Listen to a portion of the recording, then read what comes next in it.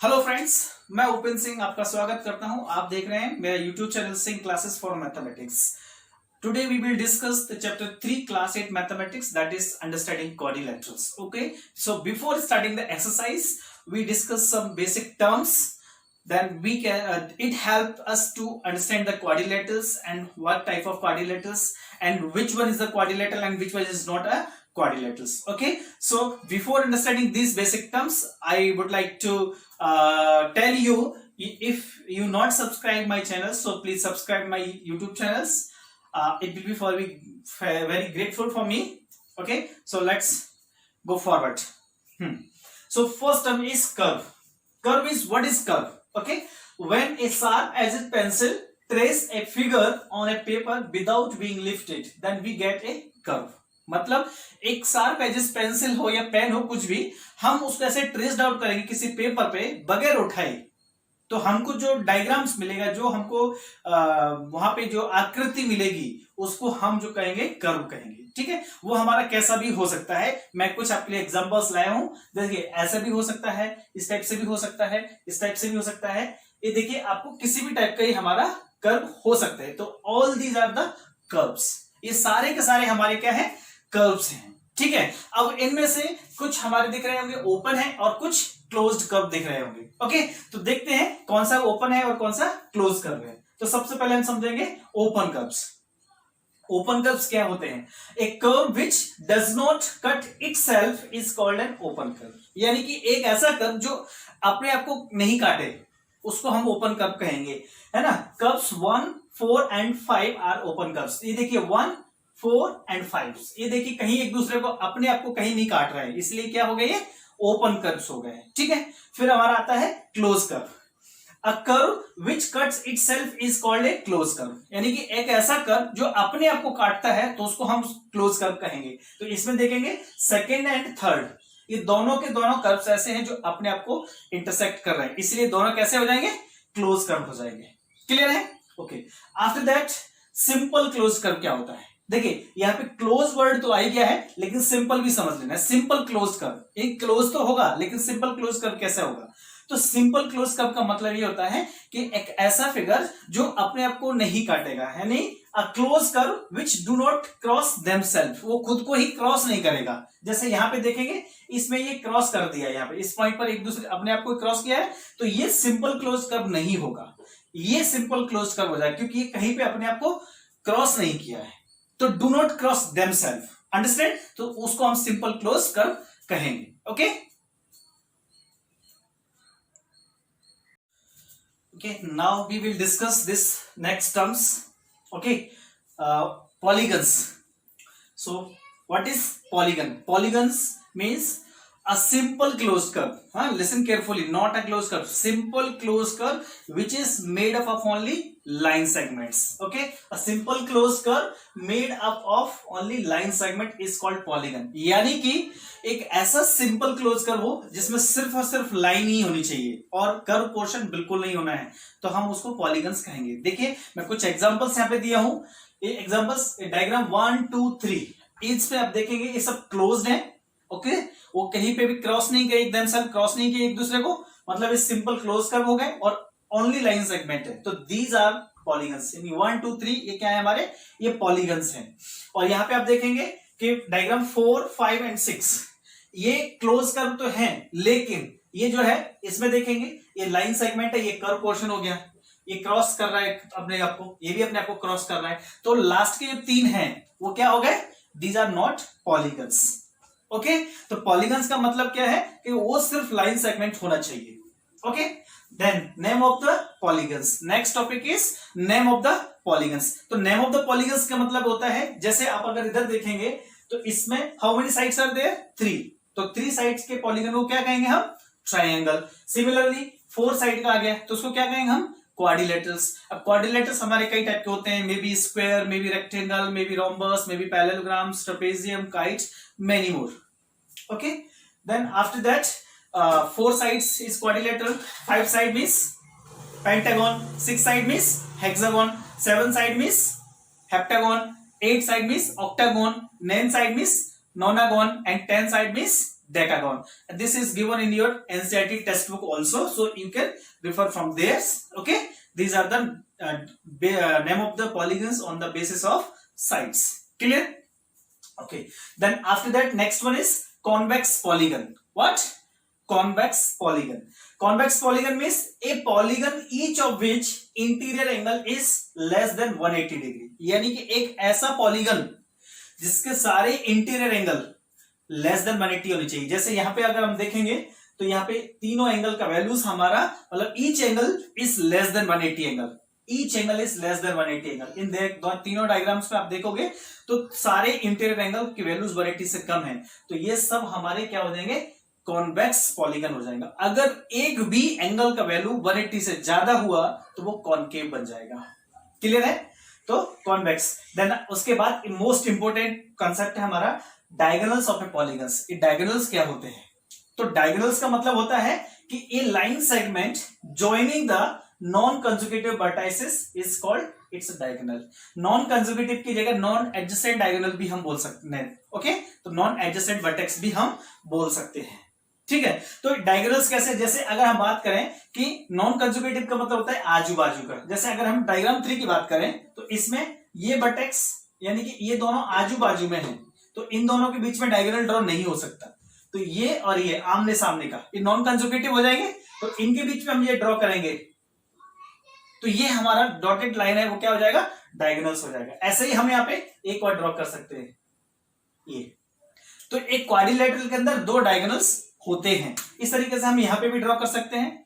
Triangle में हमारे कोई भी नॉन कंसेक्यूटिव वर्टाइसेस नहीं होते हैं, तो ट्राइंगल के अंदर हम कोई भी डायगोनल ड्रॉ नहीं कर सकते, इसलिए हम कह सकते हैं कि ट्राइंगल हैज 0 डायगोनल्स। ओके, अब ये बात आती है कि ट्राइंगल या क्वाड्रिलेटरल से पेंटागन कुछ भी हो सकता है, तो हम कैसे पता करेंगे उसमें कितने डायगोनल होते हैं? क्योंकि नंबर ऑफ डायगोनल्स हम ड्रॉ करने जाएंगे, ये तो हमारे इजी है तो हमने ड्रॉ कर लिया। अगर मान लो 10 साइड आ गया तो 10 साइड के लिए हम डायगोनल्स कैसे ड्रॉ करेंगे, बहुत ज्यादा टाइम टेकन प्रोसेस हो जाएगा। तो हमारे पास एक फॉर्मूला, तो मैं आपके लिए एक स्पेशल फॉर्मूला दिया है जो आपकी एनसीईआरटी बुक में नहीं दिया है, इसे ध्यान से पढ़ना है।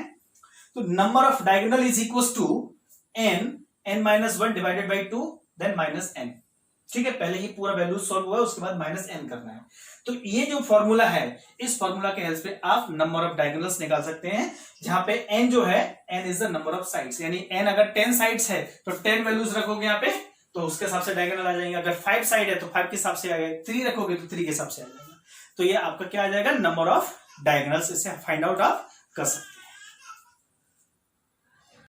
Okay, so now we discuss number of triangles in a polygons. यानी पॉलीगन कैसा भी हो सकता है हमारा, 4 साइड वाला, 5 साइड वाला, 6 साइड वाला, 10 साइड वाला, 20 साइड वाला, कितना भी हो सकता है। तो उसके अंदर कितने ट्राइंगल होंगे हम कैसे फाइंड आउट करेंगे, ये हमारा फॉर्मूला है number of triangle find out करने के लिए। तो number of triangles in a polygon is equal to n-2। यानी सपोज n क्या है यहाँ पे, n इज कॉमन, n ध्यान रखना नंबर ऑफ साइड्स है, n का वैल्यू बार बार नहीं लिखे हम, क्या है, n is number of sides. अब जैसे n-2 आ गया, अब आपके पास मान लीजिए 3 साइड वाला पॉलीगन है, 3 साइड वाला पॉलीगन है। वैसे तो हमें पता है कि 3 साइड वाले को ट्राइंगल बोलते हैं, लेकिन 3 साइड वाला पॉलीगन है तो उसमें कितने ट्राइंगल होंगे, तो हम यहाँ पे क्या रखेंगे, 3-2। 3-2 का मतलब 1 आ जाएगा, तो यानी एक ट्राइंगल होगा।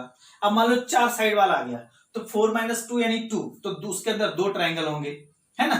इसको अपन आप बना के भी देख सकते हैं, कोई दिक्कत नहीं, वेरी इजी। नेक्स्ट वाला है हमारा sum of interior angle of a polygon, यानी कि कोई भी पॉलीगन हो उसके सारे इंटीरियर एंगल का सम कितना है ना, सम ऑफ इंटीरियर एंगल है ना ऑफ ए पॉलीगन। तो ये आ जाएगा n-2 इंटू 180 डिग्री, यानी कि इससे आप कितनी भी साइड वाले पॉलीगन हैं इसके आप उसके इंटीरियर एंगल का सम निकाल सकते हो। जैसे मान लो डेकॉन आ गया, डेकॉन का मतलब होता है n इज इक्वल टू 10, तो 10 साइड वाला पॉलीगन को डेकॉन बोलेंगे, उसके इंटीरियर एंगल का सम कितना होगा। जैसे ट्राइंगल में 180 होता है, क्वाड्रिलेटरल में 360 डिग्री होता है, पेंटागन में 540 होता है, वो सब इसी फॉर्मूला से आते हैं। चूंकि ये इजी है हम याद रख सकते हैं, लेकिन डेकॉन के लिए हम याद नहीं रख सकते। तो डेकॉन यानी कि 10, तो 10 रखेंगे तो 10-2 8 आया, और 8 इंटू 180, तो जो आंसर आएगा वो हमारा क्या आ जाएगा, डेकॉन के इंटीरियर एंगल का सम आ जाएगा। ठीक है, अब हम आगे बढ़ते हैं इसमें। अच्छा, इसमें देखिए एग्जांपल्स हमने दे दिया है ना। तो n इज इक्वल टू 4 है तो क्वाड्रिलेटरल्स, एंगल सम 4 माइनस 2 180 360 आ गए, we know very well, but एक एग्जांपल ऐसे ही, ठीक है, ताकि कैसे कैलकुलेट करना है वो पता चल जाए आपको। ओके, तो नेक्स्ट टॉपिक है हमारा रेगुलर पॉलीगन्स। ठीक, रेगुलर पॉलीगन्स ध्यान देना है ना, वर्ड बहुत इजी है, डेफिनेशन भी इजी है। ए polygon having all sides equal and all angles equal is called regular polygons. यानी ऐसे पॉलीगन जिसमें सारी साइड बराबर हो और सारे एंगल भी बराबर हो तो रेगुलर होगा, नहीं तो वो इररेगुलर हो जाएगा। जैसे स्क्वायर, ऑल साइड्स इक्वल होते हैं, ऑल एंगल्स भी बराबर, तो square is a regular polygon. ठीक है, इस तरीके से हम रेगुलर पॉलीगन को आइडेंटिफाई कर सकते हैं। उसके बाद ये मोस्ट इंपोर्टेंट फॉर्मूला है, आप अगर याद नहीं रखोगे तो एक्सरसाइज आपसे बनेगी नहीं, आगे और भी एक्सरसाइज नहीं बनेगी। ये बहुत इंपॉर्टेंट फॉर्मूला है। तो फॉर्म है ना, फॉर ए रेगुलर पॉलीगन, और ये सारे फॉर्मूला रेगुलर पॉलीगन के लिए एप्लीकेबल है, इररेगुलर पॉलीगन के लिए नहीं है। ठीक है, तो ईच इंटीरियर एंगल, कोई भी रेगुलर पॉलीगन है उसके इंटीरियर एंगल का वैल्यू कितना होगा, n-2 into 180 degree divided by n। तो जितना एंगल सम है उसमें नंबर ऑफ साइड का डिवाइड दे दोगे तो आपका ईच इंटीरियर एंगल का वैल्यू फाइंड आउट हो जाएगा। यानी हर एक इंटीरियर एंगल कितना होगा वो इस फॉर्मूला से हम निकाल सकते हैं। क्लियर है। नेक्स्ट वन है हमारा each exterior angle. Each exterior यानी कि कोई भी रेगुलर पॉलीगन के एक्सटीरियर यानी कि वो बाहर है। जो हमारे डायग्राम जो हमारी एक्सरसाइज आएगी ना उसमें इंटीरियर एंगल कहां होता है, एक्सटीरियर एंगल कहां होता है, ये सारी चीजें क्लियर हो जाएंगी। तो अभी कंफ्यूज मत होना कि इंटीरियर और एक्सटीरियर कहां है, हम कैसे रिप्रेजेंट करेंगे। सो डोंट कंफ्यूज, अभी आपको समझना है कि एक्सटीरियर एंगल फॉर्मूला क्या है हमारा। तो ये है 360 डिवाइडेड बाई एम। एन तो नंबर ऑफ साइड्स ही है, आपको पता ही है। ठीक है, उसके बाद exterior angle plus interior angle is equal to 180 degree, यानी कि कोई भी पॉलीगन्स के लिए एक्सटीरियर एंगल और इंटीरियर एंगल दोनों का अगर सम करेंगे तो वो 180 के बराबर ही होता है। ठीक है, okay, now we discuss exercise 3.1 okay of this chapters. Okay, before that we discuss some related terms regarding this exercise or this chapters. Okay, that is very important. Generally students क्या करते हैं, वो सीधे एक्सरसाइज पे आ जाते हैं और exercise के क्वेश्चन रट लेते हैं और वो जो भी है एग्जाम में लिखे या नहीं लिखे जो उनका वो। लेकिन मेरा मानना यह है कि एक अच्छा स्टूडेंट कभी भी डायरेक्ट क्वेश्चन सॉल्व नहीं करेगा, उससे पहले उस चैप्टर का बेसिक व्हाट इज दिस, यानी कि जैसे हमारे इस चैप्टर में कर्व था, कर्व क्या है, क्लोज कर्व क्या है, ये सब समझेगा। क्योंकि एक्सरसाइज के क्वेश्चन तो आपको कहीं पे भी मिल जाएंगे, बेसिक चीजें जो है ना आपको हर जगह नहीं मिलेंगी। इसीलिए आपको अगर एक मैथमेटिक्स में अच्छे स्टूडेंट बनना है तो मैं आपसे प्रॉमिस कर रहा हूं, आप मेरे वीडियोस को देखते रहिए, आप एक बहुत अच्छे स्टूडेंट्स बन जाएंगे। तो फिर इससे पहले लेकिन हमारे इंस्ट्रक्शंस फॉलो करने पड़ेंगे। ठीक है, चलिए तो अब हम अपना एक्सरसाइज को डिस्कस करते हैं। Exercise 3.1, this is question number 1। Given here are some figures, 1 से लेकर 8 तक ये फिगर्स गिवन है। हमें इनको क्या करना है, classify each of them on the basis of the following. हमें इनको क्लासिफाई करना है कि कौन से फिगर है, कैसे फिगर है, वो बताना है हमें। सिंपल कर्व्स, तो इसमें हमें सबसे पहले देखेंगे सिंपल कर्व क्या होते हैं। तो डेफिनेशन में हमने देखा था कि सिंपल कर्व क्या होते हैं, जो सीधा कोई भी हम चीज को बगैर पेन उठाए हम उनको क्या करें, ट्रेस कर दें तो हमारे सिंपल कर्व बन जाते हैं। तो इसमें क्या हो जाएगा, 1 2 5 6 7, 1 2 5 6 7, इनमें हमारा बगैर पेन उठाए है ना आराम से बना सकते हैं। इनको भी कई सारे लोग आर्गू करेंगे कि हम इसको भी बगैर पेन उठाए बना सकते हैं, लेकिन जनरली अगर हम इसको ऐसे सर्कल बनाएंगे फिर यहाँ पे बनाना ही पड़ेगा, या कैसे भी करोगे आप उसको, आप बगैर पेन उठाए इसको बनाना थोड़ा सा मुश्किल है। इसीलिए ये दोनों सिंपल कर्व की कैटेगरी में हमने नहीं रखे हैं। ठीक है, ओके। अब ये तो हमारा बगैर पेन उठाए बनेगा ही नहीं, तो इसलिए तो ऐसे ही आउट हो जाएगा। दूसरा है simple closed curve. Simple curve होने चाहिए लेकिन वो क्लोज का मतलब क्या होता है कि डू नॉट क्रॉस देमसेल्फ, वो अपने आप को क्रॉस नहीं करना है।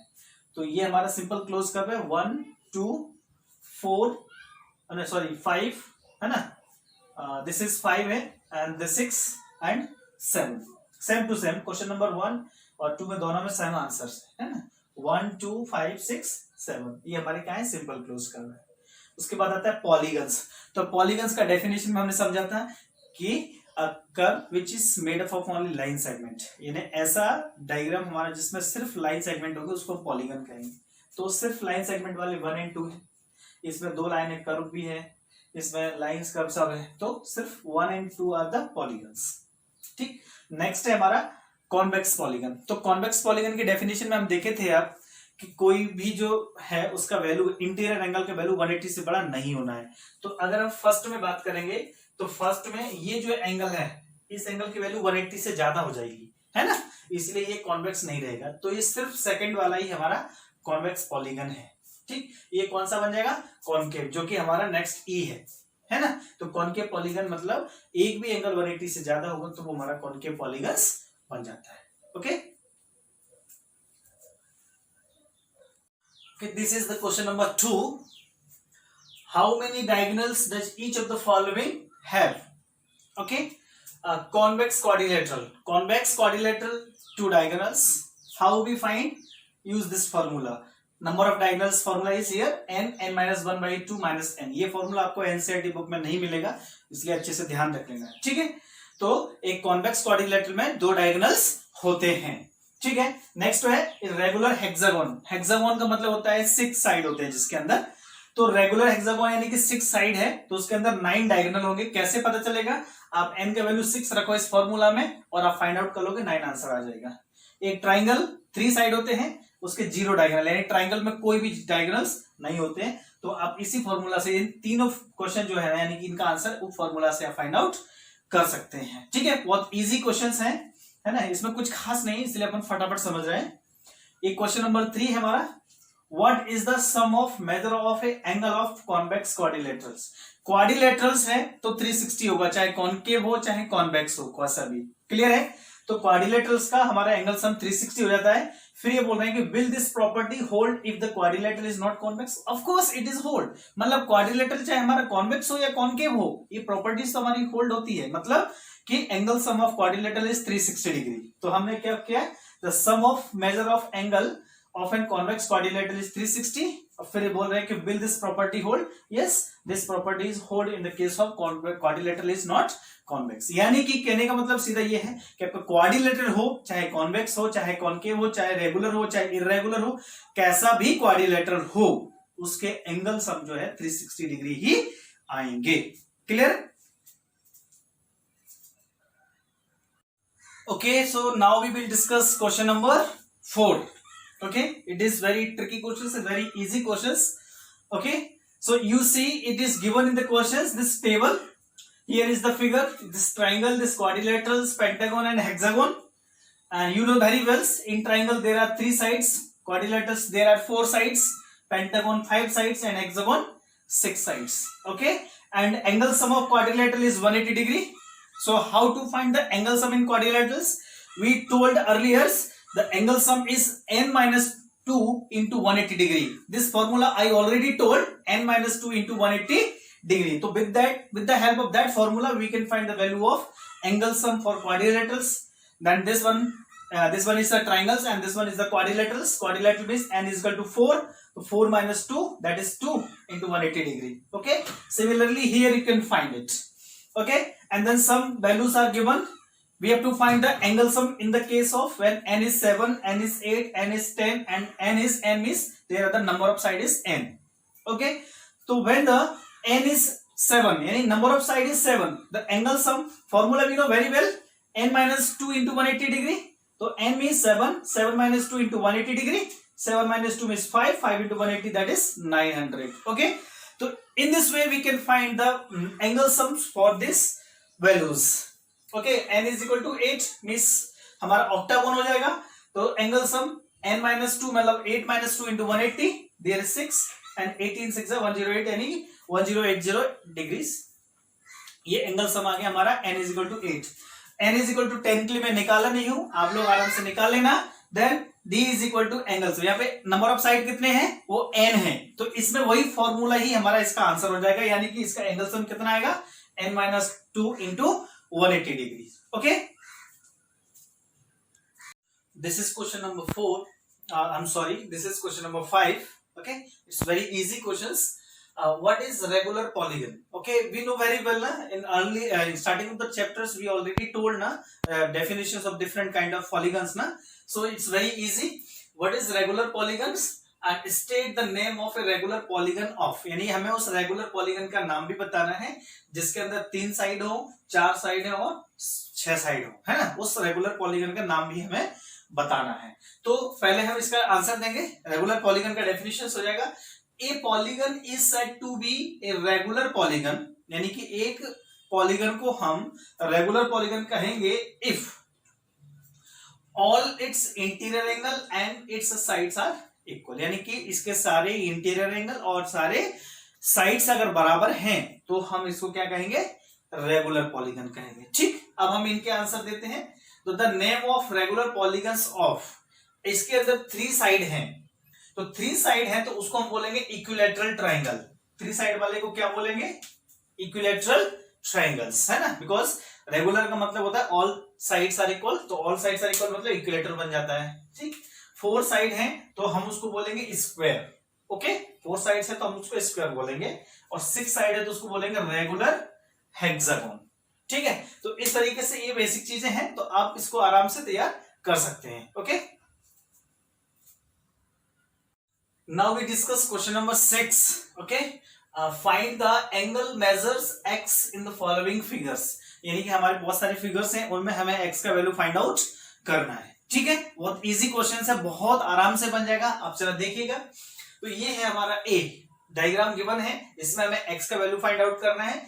ये डायग्राम बी है, इसमें भी हमें एक्स का वैल्यू फाइंड आउट करना है। ठीक है, तो सबसे पहले अपन ए को सॉल्व करेंगे। तो आप ये बताइए how many sides are here, यानी इस डायग्राम में कितने साइड हैं। आप देखेंगे तो 1 2 3 4 साइड हैं। तो 4 साइड के उसको क्या बोलते हैं हम, 4 साइड का जो पॉलीगन होता है उसको क्या बोलेंगे, क्वाड्रिलेटरल्स। तो क्वाड्रिलेटरल्स का हमें एंगल सम पता होना चाहिए। क्वेश्चन नंबर 4 में हम ऑलरेडी डिस्कस कर चुके हैं, है ना। Angle sum of quadrilaterals is 360 degree. तो ये स्टेटमेंट हमें पता होना चाहिए। पेंटागन का एंगल सम कितना होता है, क्वाड्रिलेटरल का एंगल सम कितना होता है, हेक्सागन का एंगल सम कितना होता है। अगर नहीं भी पता हो तो n-2 इंटू 180 डिग्री वाले फॉर्मूला से आप एंगल सम निकाल सकते हो। n का होता है नंबर ऑफ साइड्स। ठीक है, तो अब यहां पे ध्यान दो। ओके, तो हमें क्या पता है, we know that the angle sum in a quadrilateral, है ना, in a quadrilateral is 360 degree. Clear है, तो यानी angle sum in a quadrilateral is 360 degree. तो हम इस स्टेटमेंट का यूज करेंगे, यानी कि क्या मतलब है कि ये जो है एंगल है 1 2 3 4, ये 4 एंगल है, इनका सम करेंगे तो किसके बराबर होगा, 360 डिग्री के बराबर होगा। क्लियर, तो हम यहां पे लगते हैं दैट इज, अब कहीं से भी स्टार्ट कर सकते हैं, x plus 120 degree plus 130 degree plus 50 degree is equal to 360 degree, क्योंकि ये 4 एंगल्स का सम 360 के बराबर होता है। अब देखो ये x is as it is 120 और 130, 250 और 50, 300, ये ऐड करेंगे तो हमारा कितना आ गया 300, और इज इक्वल टू 360। x का वैल्यू निकालेंगे तो ये 300 का उधर हम ट्रांसफर कर देंगे, ये 300 का उधर क्या कर देंगे, ट्रांसफर कर देंगे, तो ये हो जाएगा minus, then x is equal to कितना निकला 60 डिग्री। तो ये वैल्यू आ गया हमारा x का।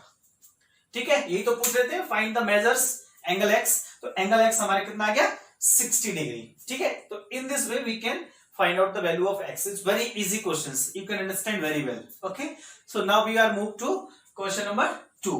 In this also we have to find the value of x, but little bit difference is that here interior angle is not given, here interior angle is not given, but exterior angle is given. exterior बाहर कितना है 90, तो अंदर भी 90 होगा, क्योंकि हमारे पास दोनों का वैल्यू 180 होता है। तो इसमें कई सारे तरीके हैं, आप चाहो तो पहले इसको निकाल लो, अदरवाइज जरूरत नहीं है, कॉमन थिंग्स है कि 90 है तो इधर भी 90 होगा, तो आप डायरेक्टली सॉल्व भी कर सकते हो। ठीक है, तो ये 90 है तो यहां पे भी 90 होगा, या हम निकाल लेते हैं पहले हम एंगल इसको निकालेंगे, तो इसको हमने दे दिया एंगल 1। ठीक है, here angle 1 plus 90 degree is equal to 180, ये हो जाएगा हमारा लीनियर पेयर। ठीक है, अब ध्यान दो सर, ये हमारे पास जो पॉइंट था इधर, ये बाहर का एंगल कितना है 90 डिग्री, ये शो हो रहा है, अंदर का एंगल नहीं पता था तो हमने इसको दे दिया एंगल 1, ठीक है, और 1 प्लस 90 दोनों लीनियर पेयर बन रहा है, स्ट्रेट लाइन है, तो इसलिए दोनों का वैल्यू 180। तो यहां से हमारे पास एंगल 1 का वैल्यू आ जाएगा 180 माइनस 90, दैट इज 90। ये हमारे पास आ गया एंगल 1 का वैल्यू, ठीक है, तो ये 90 आ गया। अब इसमें angle sum property, because here also 4 side, 1 2 3 4 side है, तो इसमें भी क्वाड्रिलेटरल हो जाएगा। तो सेम स्टेटमेंट जो हम इधर यूज करे थे वही हम यूज करेंगे, यानी कि we have angle sum in quadrilateral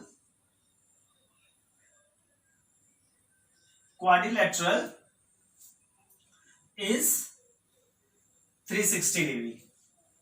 okay, यहां पे थोड़ा सा क्वाड्रिलेटरल लिखा हुआ है, ओके, थोड़ा सा क्या स्पेस नहीं था, है ना, तो आप ध्यान देंगे। तो ये 360 वही, तो फिर सब एंगल का कर दे दें, तो x plus 70 degree plus 60 degree plus 90 degree is equal to 360।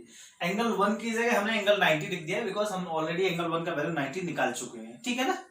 अब हम क्या करेंगे, x 70 प्लस 60 130 में अगर हम 90 जोड़ेंगे ना तो कितना निकलेगा हमारा, ये 220, है ना। आप चाहो तो अपने से ऐड कर सकते हो, ठीक है,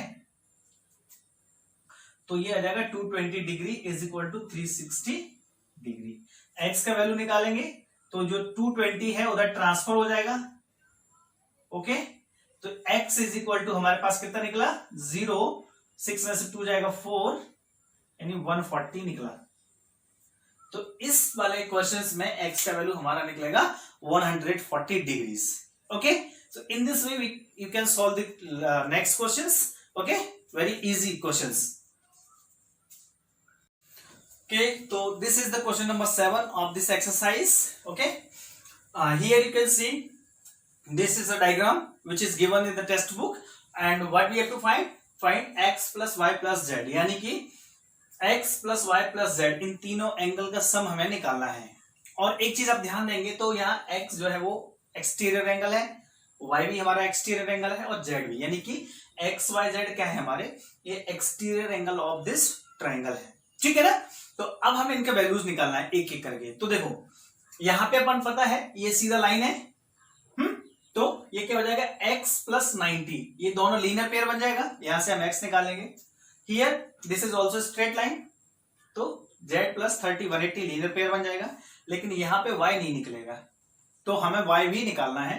तो y निकालने के लिए हमें ये जो है, हमने यहाँ पे एंगल ले लिया 1, तो पहले हमें एंगल 1 निकालते हैं, फिर हम एक एक करके निकालेंगे, ठीक है। तो एंगल 1 कैसे निकालेंगे कि दिस इज अ ट्राइंगल, तो angle sum of triangle is 180 degree, तो इस फॉर्मूला से हम क्या निकालेंगे, एंगल 1, ठीक है। चलिए एंगल 1 निकालते हैं by using angle sum in triangle. Triangle angle sum 180 होता है, तो यहां angle 1 plus 90 degree plus 30 degree is equal to 180। Angle 1 निकालेंगे, ये दोनों मिलके हो जाएगा 120 इज इक्वल टू 180। एंगल 1 निकालने के लिए इसका ट्रांसफर करेंगे हम, तो ये हो जाएगा 180 minus 120, then angle 1 is becomes 60। This is the angle 1, okay. अब हम क्या करेंगे, इसके बाद अब सब में हमारा लीनियर पेयर बन जाएगा, ठीक है।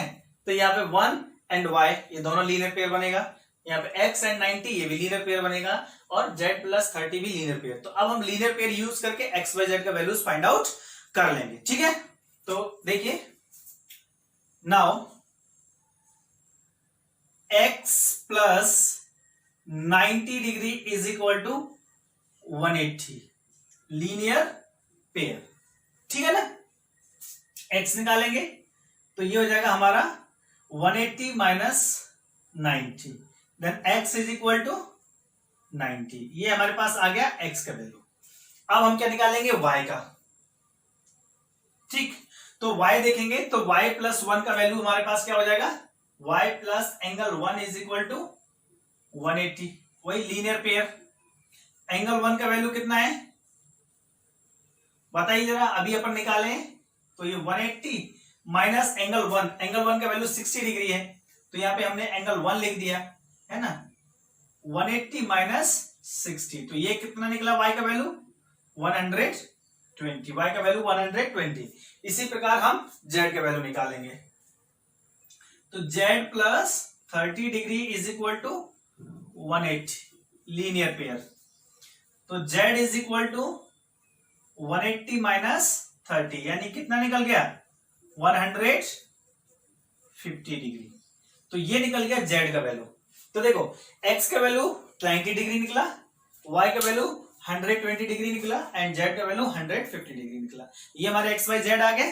अब एक क्वेश्चन पूछ रहे थे कि फाइंड x y z, तो अब तीनों को ऐड कर दो। तो therefore x plus y plus z is equal to, x का वैल्यू हमारा है 90 डिग्री, y का वैल्यू है 120 डिग्री और z का वैल्यू है 150 डिग्री। 0 0 0, ठीक। 5 प्लस 2 7, 7 और 9 16 का 6 कैरी 1, 1 2 3, तो कितना आ गया 360 डिग्री। यानी आप ऐसा कह सकते हो कि sum of all exterior angle is 360 degree. ठीक है, ये हमारा थ्योरम्स भी है, आगे काम भी आएगा हमारे। तो इस तरीके से क्वेश्चन नंबर 7 का जो 1 है उसका ये सॉल्यूशन हो गया। Okay, so you can note down. Okay guys, now this is the question number 7th B and this is the last question of exercise 3.1. Okay, so hope you understand each and every questions from my videos and you like very much. Okay, and if you really like my videos, please like my videos and subscribe my channel. Okay, so let's start these questions. You can see in the diagram they ask same things in previous, like that previous questions na, x plus y plus z plus w, and here x y z and w all are exterior angle of this quadrilateral, सबके सब बाहर के angle है, exterior angle है। या तो हमें सबका वैल्यू पता होगा, हम ऐड कर देंगे, वेरी इजी। लेकिन अब पहले हमें वैल्यू फाइंड आउट करना है। तो x के लिए अगर बात करें तो this is 120 degree and this is x, दोनों लीनियर पेयर से x निकल जाएगा। 80 डिग्री और y, दोनों लीनियर पेयर से y निकल जाएगा। ठीक, here is z, this is z। Okay, z and 60 दोनों भी लीनियर पेयर से निकल जाएगा हमारा, लेकिन w नहीं निकलेगा। तो w के लिए पहले हमें यहाँ पे ये इंटीरियर एंगल निकालना पड़ेगा। तो इसको हमने दे दिया एंगल 1, तो सबसे पहले हम एंगल 1 निकालेंगे, फिर लीनियर पेयर यूज करके x y z निकालेंगे। ओके, तो लीनियर इक्वेशन 1 सॉरी एंगल 1 कैसे निकालेंगे, ये एंगल सम प्रॉपर्टी यूज करके, क्वाड्रिलेटरल है ना, 4 साइड है तो क्वाड्रिलेटरल, तो वो 360 डिग्री होता है, जैसा मैं आपको बता चुका हूं। ठीक, okay, why angle sum in quadrilateral. Okay, तो ये क्या हो जाएगा, angle 1 plus 120 plus 80 degree plus 60 degree is equal to 360। ये एंगल सम होता है ना क्वाड्रिलेटरल का, sum of 4 angles is 360 degree. So angle 1 plus 120 and 80, 200 and 260, okay, is equal to 360। Now angle 1 is equal to 360 minus 260, तो angle 1 कितना निकलेगा 100 degree. तो angle 100 आ गया। अब आराम से लीनियर पेयर यूज करके हम एक्स वाई जेड डब्ल्यू का वैल्यू फाइंड आउट कर सकते हैं। ठीक, तो अब देखिए 1 बाय 1 हम लीनियर पेयर यूज करेंगे और एक्स वाई जेड का वैल्यू फाइंड आउट करेंगे। Here x plus 120 degree is equal to 180, ये हो जाएगा लीनियर पेयर से, तो x हम यहां से निकालेंगे, ये हो जाएगा 180 minus 120 is equal to 60। x का वैल्यू कितना आ गया 60 डिग्री। ठीक है, this is the value of x।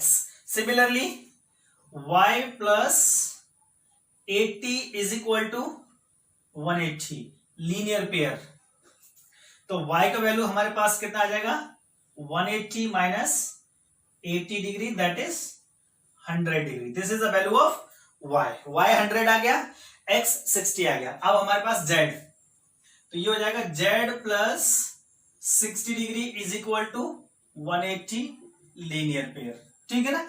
z plus 60, तो z का वैल्यू कितना आ जाएगा 180 minus 60, that is 120। This is the value of z। अब w, तो ये हो जाएगा w plus angle 1 is equal to 180 linear pair, w is equal to 180 minus what is the value of angle 1, angle 1 is 100 degree, तो हम यहाँ पे 100 लिख देंगे, okay, then it becomes 80 degree.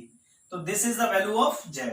So we got the value of x, this is the x, this is the y, and here is the z, and this one is the w, and they ask x plus y plus z plus w, मतलब add together, सबको add कर दो, okay, therefore x plus y plus z plus w, x means 60, y means 100, z means 120, w means 80 degree, okay, 0, 8 और 2 10, 10 और 0 10 और 6 16 की carry 1 और 1 2 और 3, यानी कि हमारे पास कितना आ गया x plus Y plus Z plus W, कितना आया 360 डिग्री। इससे प्रीवियस क्वेश्चन में भी हमारे पास ट्राइंगल था, ये क्वाड्रिलेटरल है, इससे प्रीवियस क्वेश्चन में ट्राइंगल था, वहां पे भी x plus Y plus Z कितना आया था 360 डिग्री। इसका मतलब क्या हुआ कि कोई भी हमारा पॉलीगन हो, चाहे ट्राइंगल हो, क्वाड्रिलेटरल हो, पेंटागन हो, हेक्सागन हो, कोई भी हो, बाहर जो एंगल है यानी एक्सटीरियर एंगल का सम ऑलवेज 360 ही आएगा, ठीक है। तो इस तरीके से हमारा ये एक्सरसाइज फिनिश हो गया। उम्मीद करता हूं आपको हमारा ये वीडियोस पसंद आएगा, आपके सारे डाउट्स क्लियर हो गए होंगे, आपने अपनी पढ़ाई को बहुत अच्छे से किया होगा, ओके।